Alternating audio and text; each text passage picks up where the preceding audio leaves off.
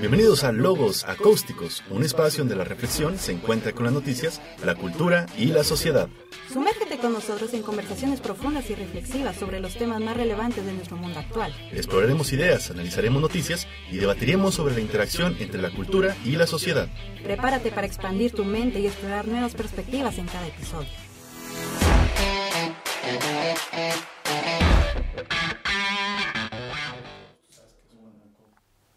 Hola, bienvenidos a un nuevo episodio de Logos Acústicos. Soy Naomi González. Yo soy Ervin Jiménez. Y tenemos aquí a una invitada muy especial que, queremos aprender un poquito más sobre el tema que vamos a hablar hoy, desde sus anécdotas, experiencias, su punto de vista.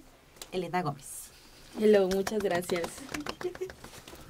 Pues, ¿qué onda, Elena? ¿Cómo estás? Muy bien, muchas gracias. Aquí con ustedes, no pensé que fueran a generar un podcast. Felicidades. Muchas Aquí gracias. vamos. Y pues bueno, eres la tercera invitada especial de este podcast. Y pues bueno, si gustas contarnos un poco de ti. ¿Qué semestre estás? ¿Qué estudias? Claro que sí. Yo estoy en el último semestre de aquí de Letras Españolas, aquí en la Facultad de Filosofía y Letras. Excelente. Me gusta mucho estar en la UACH. Gracias a mi carrera he aprendido cosas nuevas. Tengo ya varios años dedicándome a las letras y a la literatura. Soy muy fan. Es parte de mi vida, de mi identidad. Sí. Spoiler. Sí, spoiler. Entonces, eso es un poco de mí. Escribo poesía.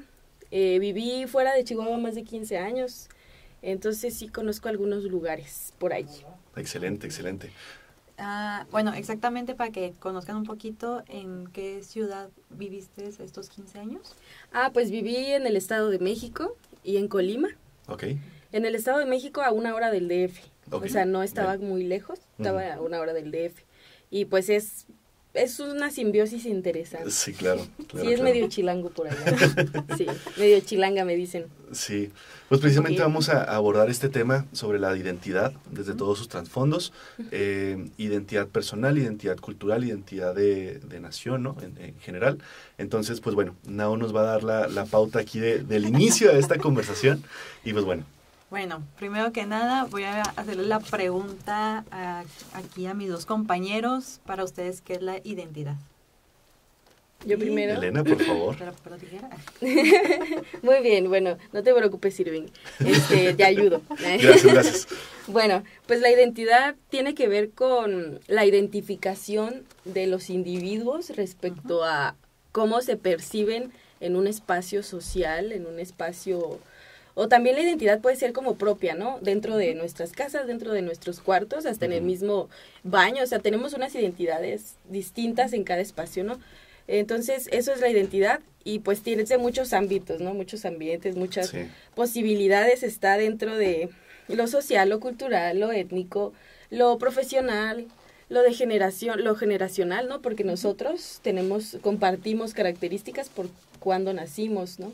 A diferencia de, como dicen los boomers, la generación Z, etcétera. Sí, claro. Así que eso comprendo la identidad. Okay. Yo más o menos voy por donde mismo, de hecho prácticamente no voy a cambiarle casi nada, pero como lo menciona Elena, ¿no? La identidad es como que esta recolección de varios elementos particulares de todo lo que nos rodea, ¿no? Así como, por ejemplo, Elena lo menciona que en el baño tenemos una identidad, pues son estos elementos que nos hacen una persona individual que nos identifica totalmente único, ¿no? Entonces, pues bueno. Pues no sé qué más agregarle, ya lo exploraron bien, al menos en este comienzo. Si algo tuviera que agregarle, sería que lo que nos hace a nosotros en lo individual, eso influye a la vez en la identidad colectiva y viceversa, o sea que nosotros influimos y influyen en nosotros. Claro. Entonces, nosotros, como ya dijeron al principio, tenemos varias identidades, la personal, la mexicana, en este caso la chihuahuense. Entonces, todo eso, estas ciertas características, cómo nos hace únicos en lo colectivo y en lo individual. Ándale, está determinado, ¿no? Por los espacios con los que interactuamos. Así es. Bueno. Y pues bueno, ahorita mencionabas que viviste este es tu tercer lugar, ¿no? Donde Sí, de vivir más de un año.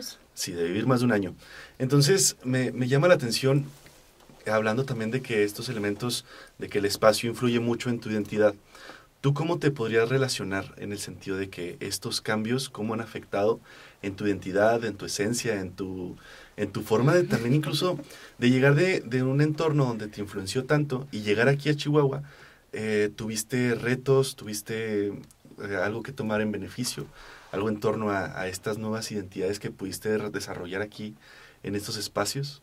O tu adaptación de identidad de centro-sur al norte. Sí, claro. Sí, debo decir, público y compañeros, y compañera, perdón, que sí ha sido algo muy difícil. Yo puedo considerar que mi identidad como tal apenas está afianzándose. Pues cuando yo era muy niña, yo a los 5 años me voy de aquí. ¿Ok? Con mi padre y mi madre nos vamos al Estado de México un año. Entonces, yo tenía una identidad de una niña. Mi manera de ser era una niña que vivía con sus abuelos y con su madre, ¿no? Entonces, ya cuando me voy a la vida en familia, entro a un espacio distinto que es el Estado de México. Hace frío todo el tiempo, en serio, en la sombra hace frío y en el calor te quemas, ¿no? Entonces, a partir de eso cambian las maneras de vestirse. Yo empiezo a descubrir formas nuevas de existir. Conozco una familia completamente diferente, que son 7 hermanos de mi papá. O sea, son 6, con él son 7. Entonces, todos ya son mayores. La mayor le lleva 21 años a mi padre. Entonces, imagínate llegar a una familia en donde la mayoría ya tienen más de 15 años. Yo me acuerdo que allá conocí lo que era una fiesta de 15 años. Yo no sabía qué era eso. Hasta que una prima cumpleaños, no era emo ella. Entonces, sus 15 fueron muy interesantes. O sea, imagínate ver a todos los chambelanes con su cabello así de ladito y bailando tectónico. O sea, fue como algo muy nuevo para mí, ¿ok? Fue distinto, porque en Chihuahua aquí lo que sucede es que a pesar o sea, así como el territorio está muy separado, también la gente está muy separada en esas fiestas.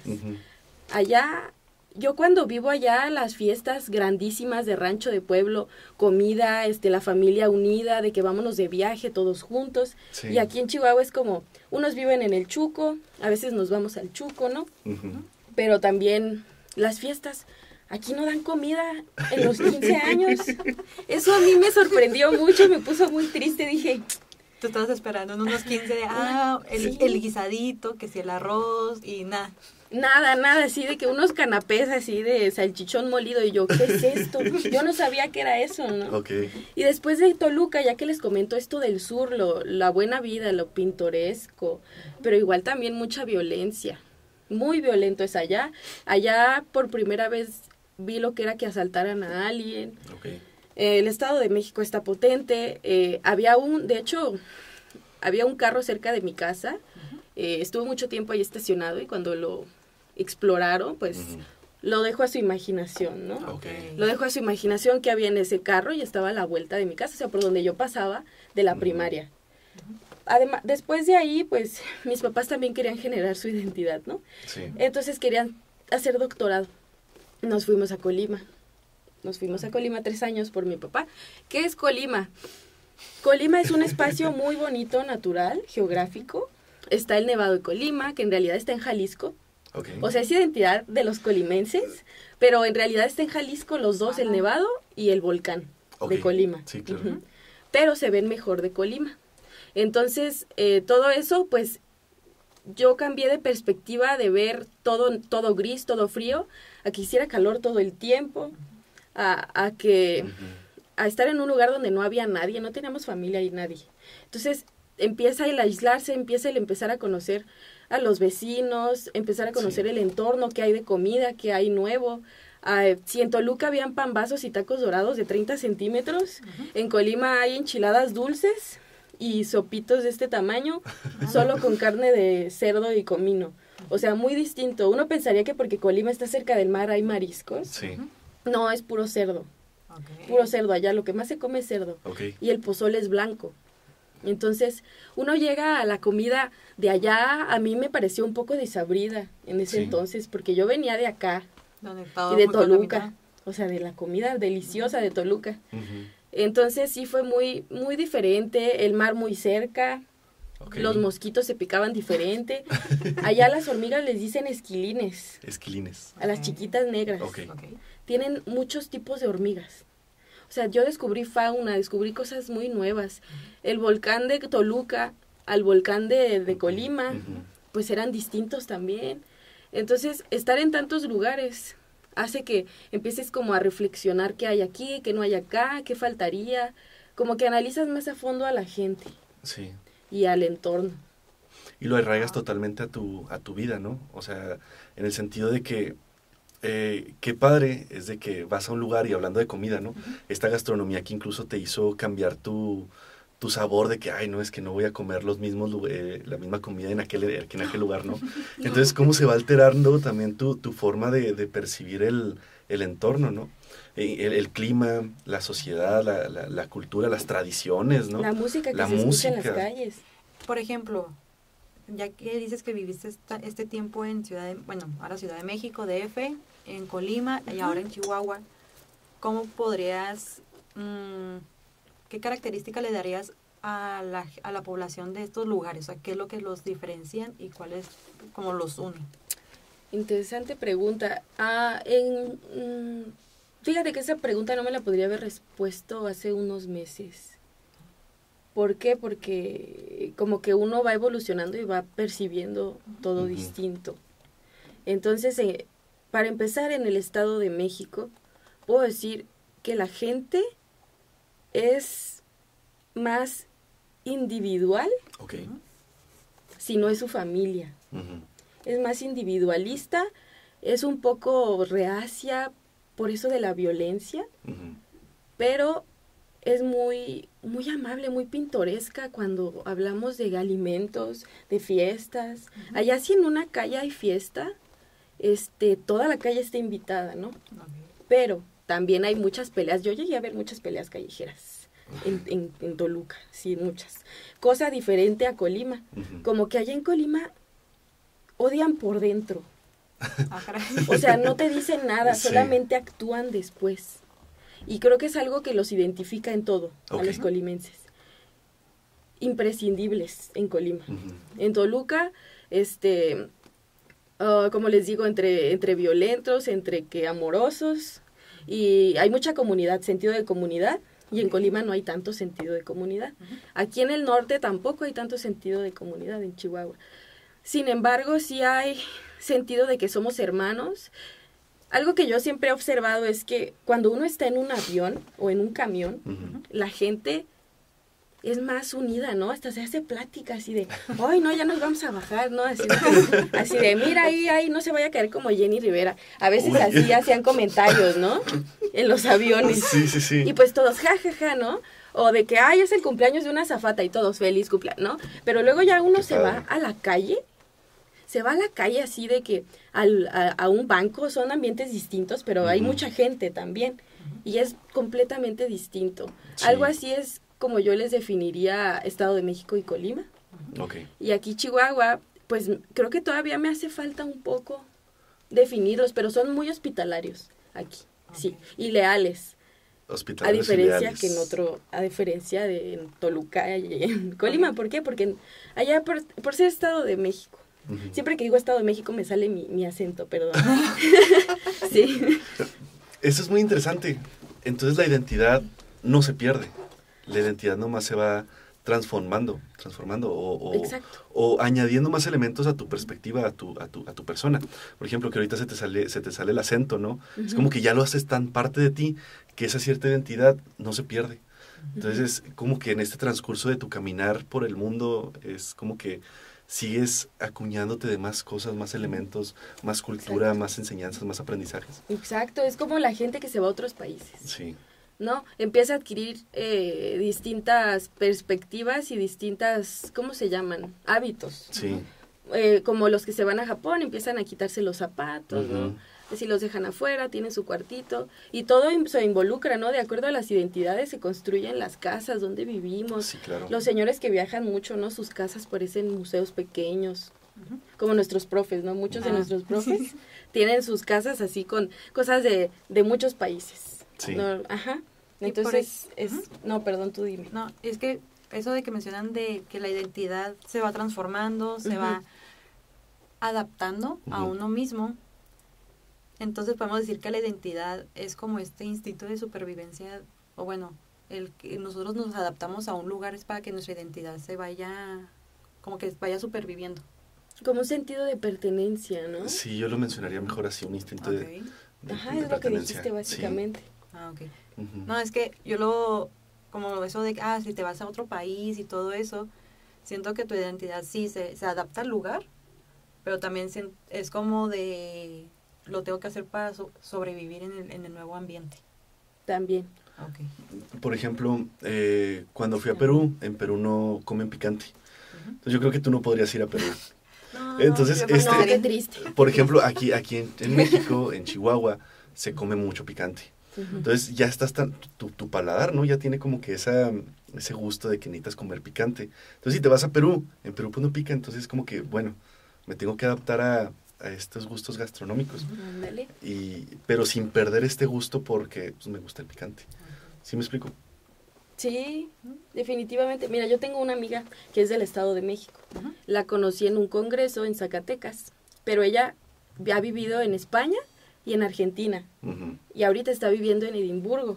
Entonces, ella acarrea muchas ideas distintas, ¿no? Ya se vuelven parte de su persona, desde vestirse, desde cómo hablar, los modismos. Sí. Entonces, es que sí, se van construyendo, las identidades nunca paran de cambiar, de reconstruirse, porque están a merced de alguna manera del entorno.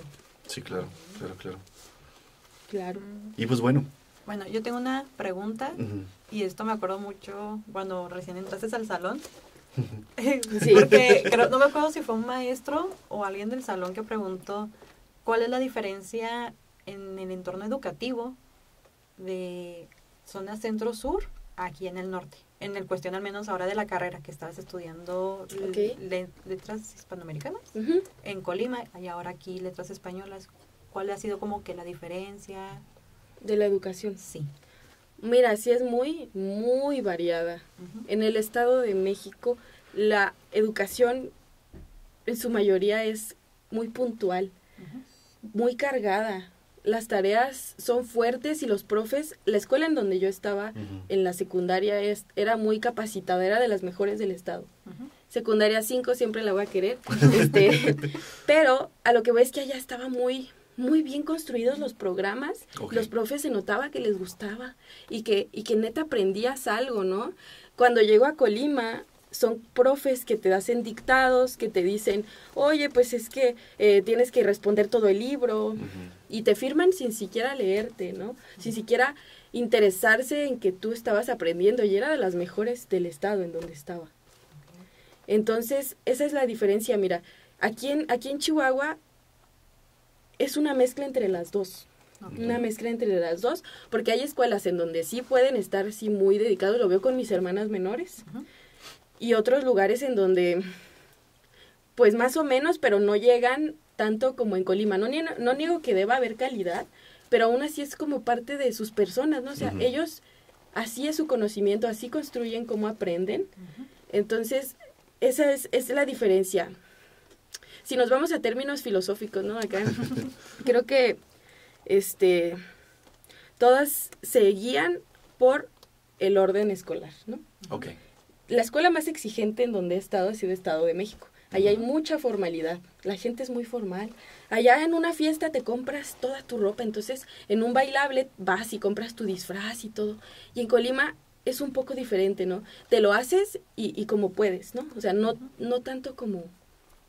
Los desfiles hasta eran distintos, que era lo que hacían en las tablas rítmicas, la educación física. Había un programa de educación física y de activación física en el Estado de México, cosa que no había en Colima, eran muy diferentes. Y acá en Chihuahua, aquí también como que al deporte no le dan tanta importancia dentro de las escuelas como en el Estado de México. Okay. Ajá.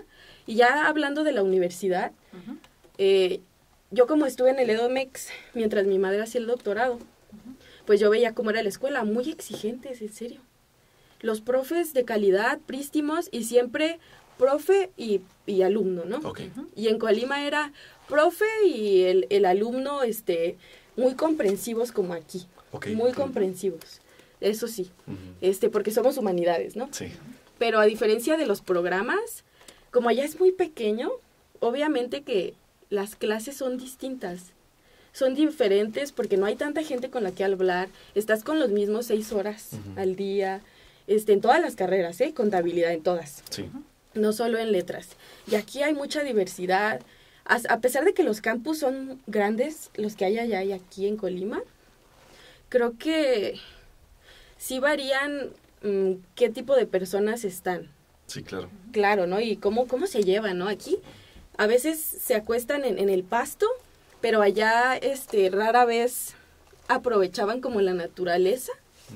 Entonces es raro porque allá hay más naturaleza que aquí, ¿no? Entonces creo que hay un sentido más de respetar los espacios en el norte que en el sur, ¿eh?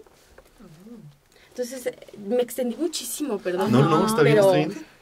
Pero creo que esas son las diferencias que ven las escuelas, en las educaciones, que son más exigentes en el sur, Estado de México, por allá, que aquí es como una mezcla entre el sur que está por Jalisco y así, y Michoacán, ¿no? Colima es como una mezcla entre Michoacán y como orillas del mar, ¿no? Es interesante, pero también hay pradera. Entonces es como, no sé, la educación me gusta más en el Estado de México. ¿Sí? Pero aquí en Chihuahua siento que hay más vertientes y es distinto, porque tenemos al otro país. Y es muy diferente, o sea, Chihuahua es muy diferente al sur, porque allá abajo es raro que tengan a alguien en Estados Unidos azteca. Sí. Sí, allá es raro. Sí, de hecho aquí es más común de que sí, tengo familia del otro lado, ¿no? Hasta en El Paso, ¿no? Sí. Híjole, me pongo a pensar que, vaya, la identidad es un tema muy extenso, que pues vaya, cada cabeza es un mundo, ¿no? Entonces cada individuo es una persona independiente al otro y que tiene sus rasgos específicos. Sí. Elena, ¿tú qué opinas sobre la esencia? ¿Tú crees que la esencia es lo mismo que identidad? Porque hablábamos de que, por ejemplo, ¿tú quién eres, no? Le preguntaban a ¿tú quién eres? ¿Qué te identificas, no? ¿Cuál es tu identidad? Entonces surgió conforme la plática, identidad, ¿y cuál es tu esencia? O sea, la identidad se transforma, la esencia queda estética. ¿Tú qué opinas? Es que la esencia creo que es parte de la identidad porque no sé si la esencia pueda nacer. Es complejo. Porque ¿cómo nacería la esencia de una persona si todavía no se ha prestado a la inculturación, a lo de a interactuar con individuos, al idioma, ¿no? O sea, ¿cómo sería nacer? ¿Y qué es la esencia? ¿Qué es la esencia, no? Quizá la esencia es la originalidad con la que construyes tu identidad. Sí. ¿No? A lo mejor. Y es por eso que se mantiene en todos los individuos a lo largo de la vida. Sí. A lo mejor la esencia es el comportamiento, ¿no? El carácter. Sabemos que, por ejemplo, el temperamento es algo que sí se hereda de madre, ¿no? De los padres al nacer. Sí. Pero, por ejemplo, con una identidad no se nace, o sea, una identidad personal no se nace, se construye. Pero nacemos con una identidad en el entorno que vaya la redundancia, que nacemos. O sea, es decir, en cada núcleo familiar se construye una cierta identidad. Que esa identidad está influenciada por una cultura, que esa cultura está influenciada por una nación. Y esta nación está, y así no la podemos ir llevando, ¿no? Exacto. Influencias que podemos ir determinando hasta ahorita, que no se va a terminar, ¿no? Por ejemplo, también la influencia del ámbito académico, la influencia en el ámbito de amistad, ¿no? Entonces, no nacemos con una identidad, sino que se va transformando. Entonces también podemos decir que tampoco nacemos con una esencia, o si nacemos con una esencia, esa esencia que mencionas que es la que va a ir dándonos la capacidad de el autodescubrimiento y preguntándonos de quién soy, ¿no? O en dónde vivo, por qué. O sea, todos estos elementos que nos podemos ir cuestionando para ir desarrollándonos un Irving, ¿no? O un Elena, una Naomi, que le mencionaba también a Naomi que esa no se termina de conformar. Alguien mencionó que se genera la identidad hasta que mueres. O sea, porque es un camino como la madurez, ¿no? Uno no dice que, ay, es que no eres suficientemente maduro. Pues no, porque todavía no termino de conformar mi vida. O sea, uno no madura hasta que, pues ya no hay más que madurar, o sea, hasta la muerte. Entonces, ¿qué podrías decir? ¿Qué es la muerte? ¿Quién soy? Ay, la muerte es cuando Siguiente capítulo. Siguiente capítulo, La muerte es precisamente. cuando tú cierras los ojos y ya no vuelves a despertar. Digo, porque también nos hacemos mucho esta pregunta, ¿no? ¿Quién soy? Entonces, muchas veces esta identidad es algo que no está muy bien desarrollada, porque no nos hacemos esta misma pregunta constantemente de quién soy. También le preguntamos a alguien, a una compañera, de que, oye, ¿cuál es tu identidad? Y se quedó pensando muchísimo, porque la identidad como tal en una persona no es algo que nos acostumbramos a cuestionarnos, ¿no? Sí lo tomamos como muy a la ligera de que, pues sí, tengo una identidad, ¿no? O sea, pero en realidad, ¿sabemos cuál es esta identidad? Es como cuando te preguntan en clase, ¿a ti qué te hace ser mexicano? Sí. ¿Qué te hace a ti ser chihuahuense? Entonces empiezas a decir, es que al chihuahuense lo puedes identificar por una buena carne asada, por hablar con la sh.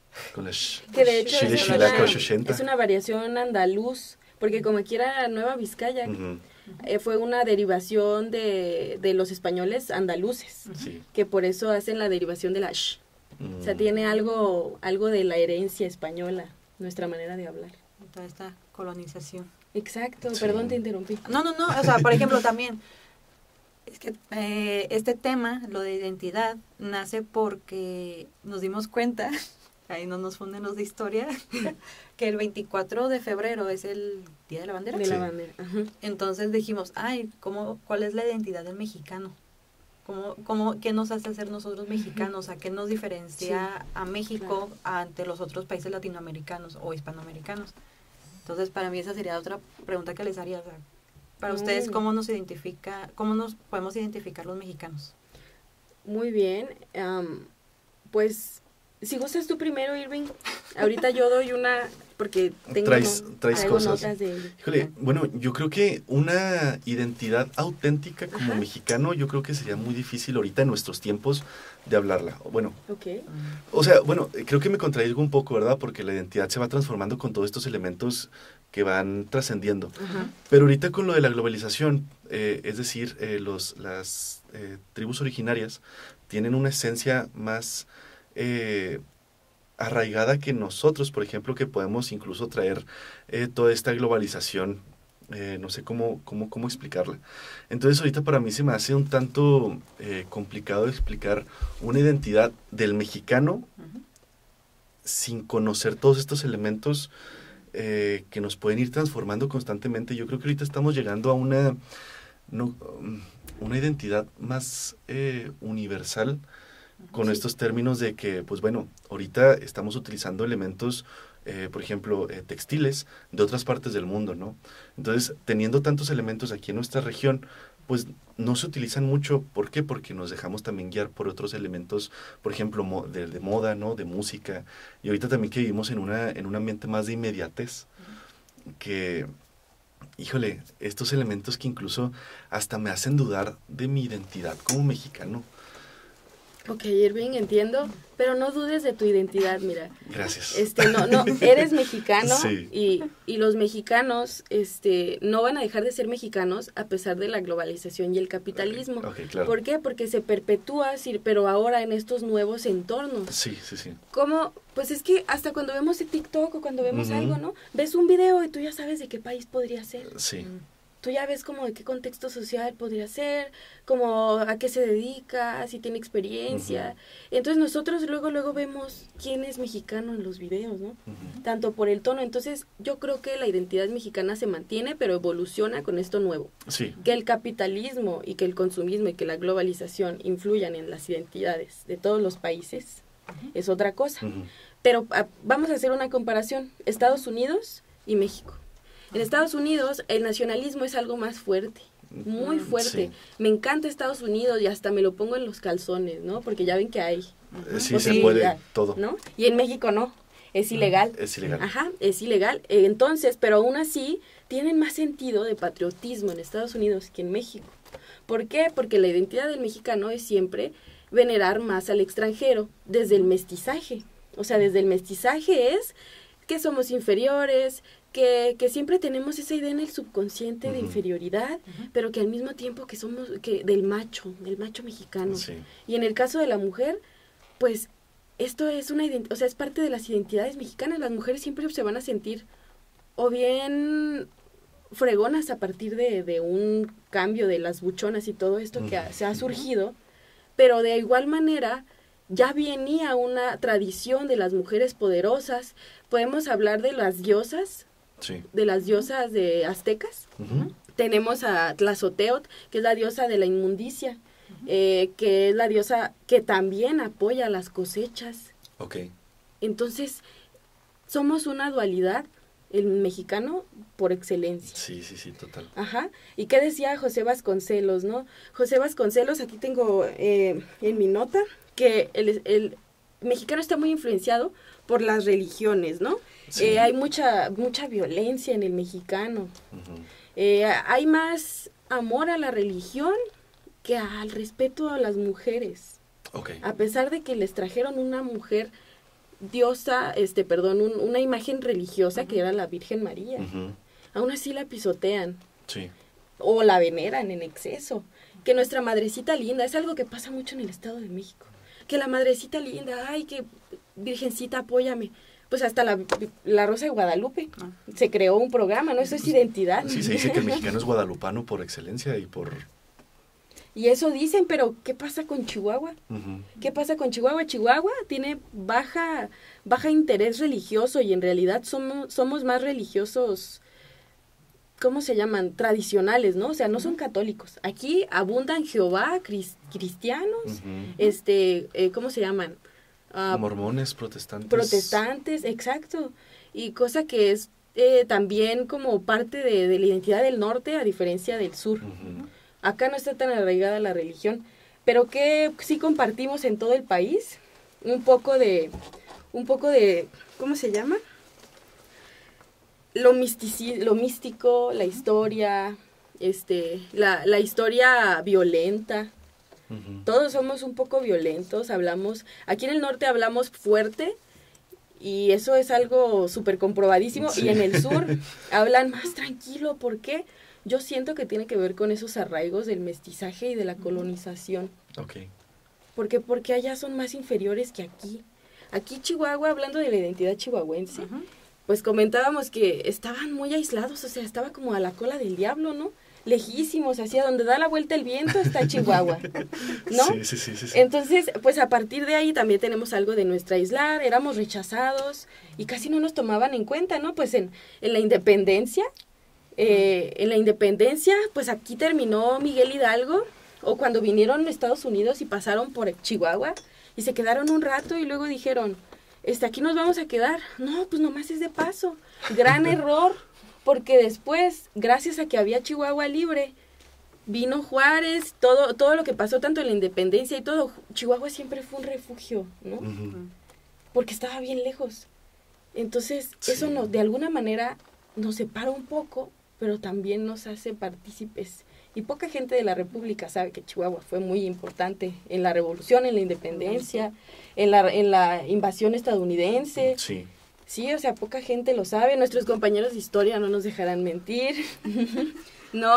Y pues ya en la filosofía del mexicano, miren, ustedes me dijeron que me preparara y si gustan aprender sobre el mexicano. Esto ya es del siglo XX, ¿verdad? Sí. Anatomía del mexicano por Roger Bartra. Son una serie de ensayos que te hablan del mexicano. Te van a hablar, vean, aquí está Antonio Caso, que les comenté antes. ¿Cuáles son las pasiones de los mexicanos? Tenemos la sensibilidad del mexicano. Aquí te explica un poco qué es lo que les mueve, cuáles son esas emociones que mueven al mexicano, ¿no? Igual también habla de la sexualidad mexicana, de la mujer mexicana. Octavio Paz, Los hijos de la Malinche, ya ven todo lo que tiene que ver con nuestro sentido de inferioridad. Y ese que tienes en las manos, Irving, El laberinto de la soledad. A pesar de que es un libro que muchas feministas dicen, no, ya es parte de nuestra forma de ser del siglo XX, porque si sabemos, para regresar a la identidad mexicana tenemos que regresar a nuestras raíces colonizadoras e indígenas. Sí, cosa que hemos olvidado. Pero eso hace Octavio Paz y Carlos Fuentes en la literatura y en nuestra área de humanidades, que empiezan a ver, oye, pues, ¿qué somos, no? Es hasta finales, mediados del siglo XX, que empiezan a decir, ¿qué es la identidad del mexicano, no? Claro. Pero todo recae en el subconsciente que tenemos por siempre estar conviviendo con todos, o sea, traemos cosas de siglos en la mente, cosas de siglos. ¿Y qué podría ser eso? Un poquito de la dominación, que somos oprimidos, que hay mucha agresividad, ¿no? Pero sí. De igual manera está la familia, qué dicotomía tan extraña, ¿no? La unión familiar, pero igual también embrujan a la familia, igual también, o sea, fíjense que también nos junta eso, ¿no? El misticismo, de que hay que el charro negro, ¿no? La llorona. Eso es parte de nuestra identidad. También el chacal, ¿no? El nahual. El nahual. El curro también, es una especie de ave extraña en Sonora, por allá. Y luego el misticismo de Yucatán, de por allá, la península. Sí. ¿Alguna vez habían oído que toda la gente allá cree en los aluches? No, ¿qué son los aluches? Son los chaneques. ¡Hala! Los seres místicos y todos, o sea, yo fui a una fiesta con gente, pues allá en Yucatán, pero de dinero, o sea, eran personas que normalmente no creen en eso, ¿no? Sí. Entonces decían, no, que la vez pasada yo estaba dormido y vino una lucha y me empezó a jalar la cobija y empezó a moverme la hamaca y yo, mamá, ya llegó la lucha. Y yo así de, ¿en serio? Y pues es parte de ellos. Okay. Y lo admiten y son muy, no sé, es interesante cómo el misticismo es parte de nuestras características y nos une. Y qué importante es también conocer toda esta variedad de tradiciones, de costumbres, de ideologías, ¿no? Sí.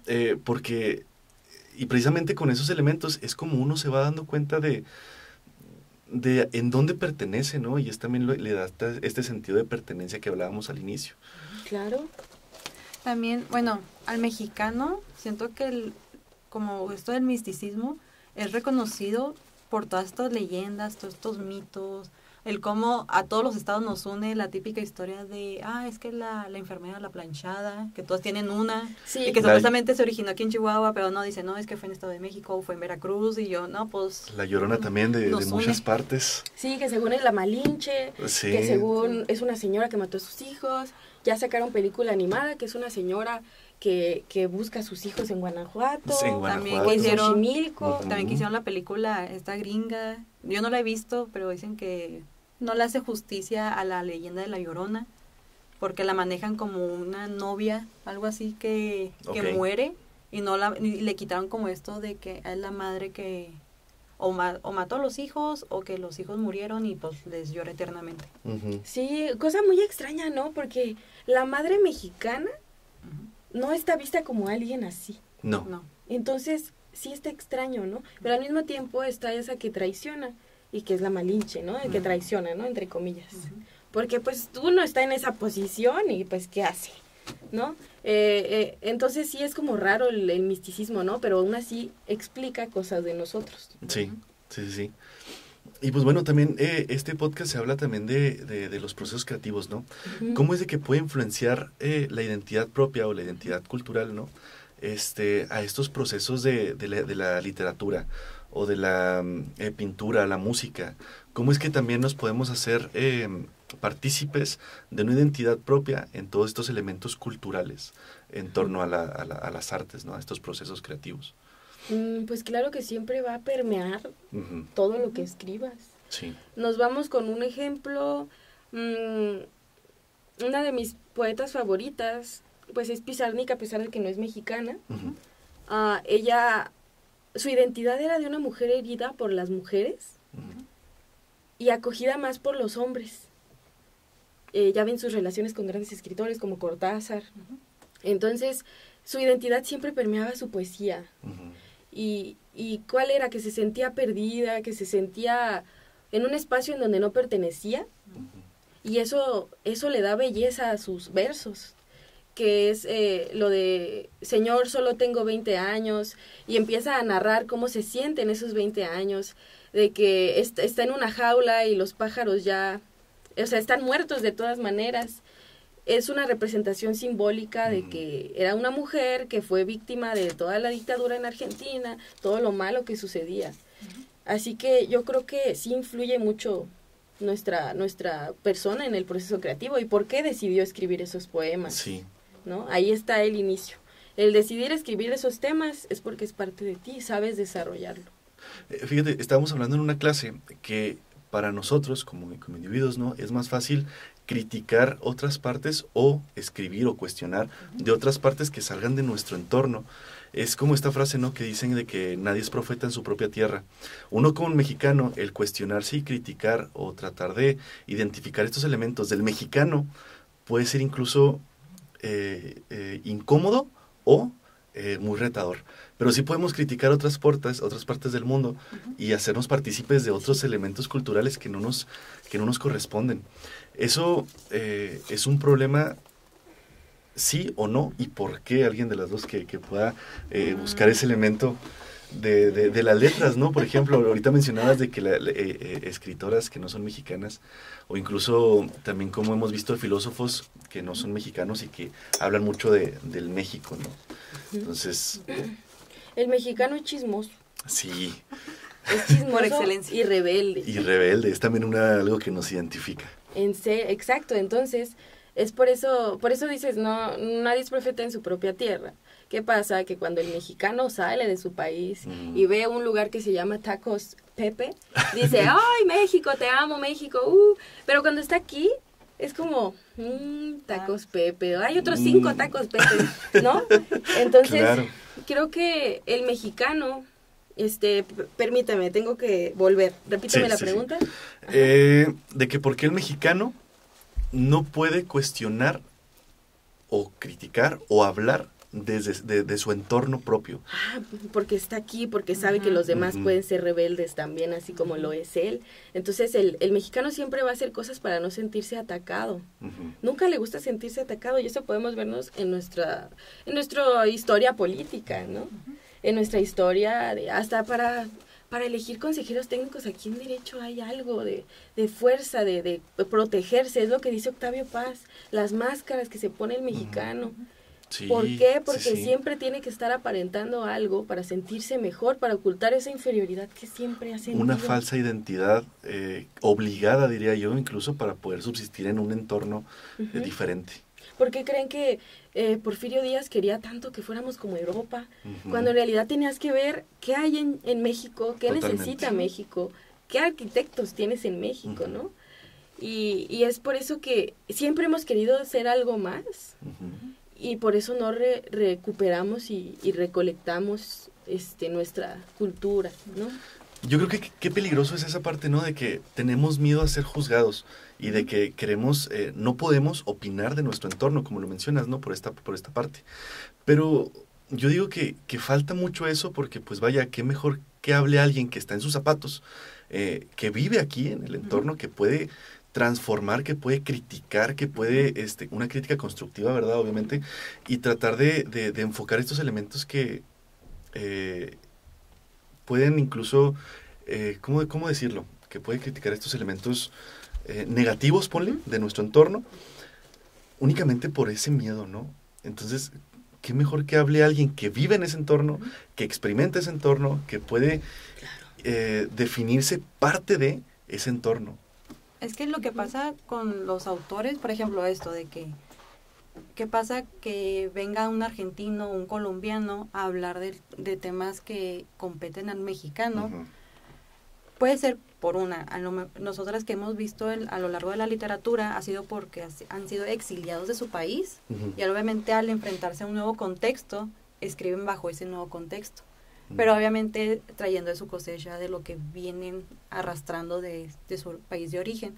Porque un autor, independientemente de su país de origen, ¿por qué no habla del contexto de su país estando en el país? Por seguridad. Okay. Porque puede ser esto de que, si digo esto, o una de dos, o me cae la ley, o mis contemporáneos, mi círculo literario, por ejemplo, me va a juzgar y va a decir, es que no te informaste bien, o ay, es que te faltó aquí a investigar un poco más. Ujú. Entonces siento que es la seguridad de, si lo hablo por fuera, es como de, es que yo voy a ser el mayor experto del tema. Ok. Sí, y el siempre estarse juzgando, ¿no? Es algo que caracteriza Ujú. a nosotros.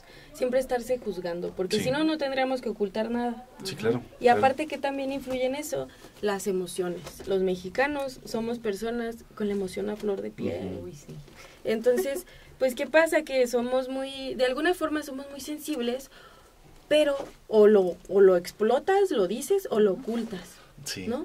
Como los señores que son muy reacios, muy serios, que no hablan, que no dicen me siento mal.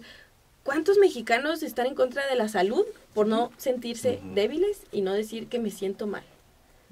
Por eso, porque las emociones y el orgullo no les permiten.